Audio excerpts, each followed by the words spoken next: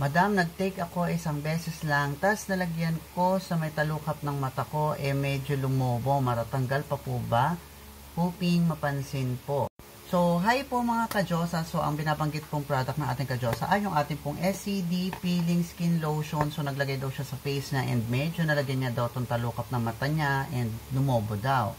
However, mga ka-Diyosa is napakarami ko ng video na ginawa and even yung mga tutorials ko ng actual application ko nito sa aking mukha na hindi po ako naglalagay dito sa talukap ng mata and even dito sa malapit sa mata.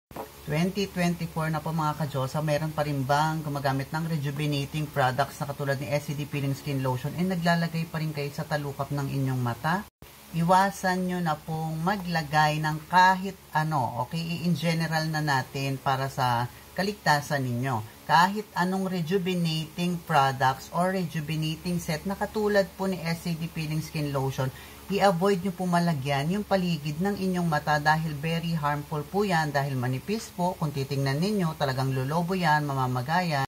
And also, pwede niyang malagyan yung mata ninyo which is very sensitive po, mahirap po yan. Ngayon, kung bago kayo dito sa aking TikTok account na RC Diyosa, meron po tayo dyang playlist na SCD products.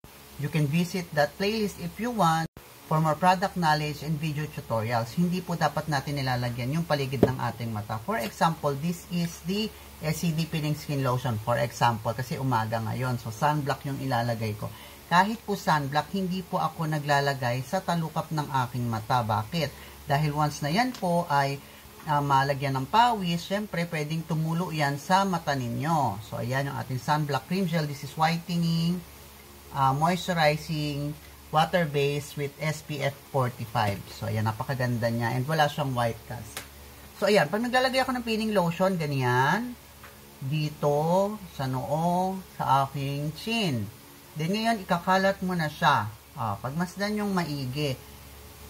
Hindi po ako naglalagay sa talukap ng aking mata. Nakita nyo, kahit dito sa paligid, malayo siya sa mata.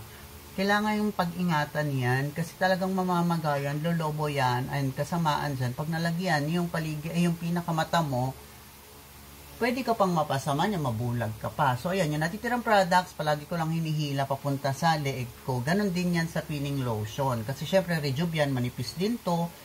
So, pwede namang humapti din agad. Mas mabilis maluto yung maninipis na ganyan. Katulad nung sa mata natin. Kaya hindi ko po yan nilalagyan. So, iwasan nyo yan para hindi kayo nakakaranas ng pamamaga around the eye area and your neck also. O, diba?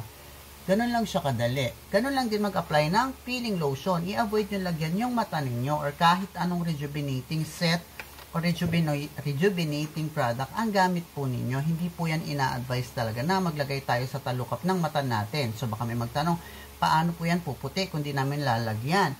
By using yung ating mga kojic soap or mga whitening soap na gamit natin, nakukuha na po yan dyan. Since manipis po sila, kaya na po yan ng ating mga whitening soaps.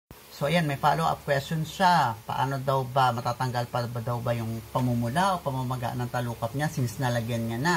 Siyempre, itigil mo yung paglalagay dun sa area na yon and unti-unti gagaling din po yan. Or kung talagang malala, you can take cetirizine tablet para mawala yung mga skin irritation na naranasan ninyo. So, yun lang mga ka-Diyosa, ganun lang kadali and palagi kayong mag-iingat sa paggamit ng mga rejuvenating set.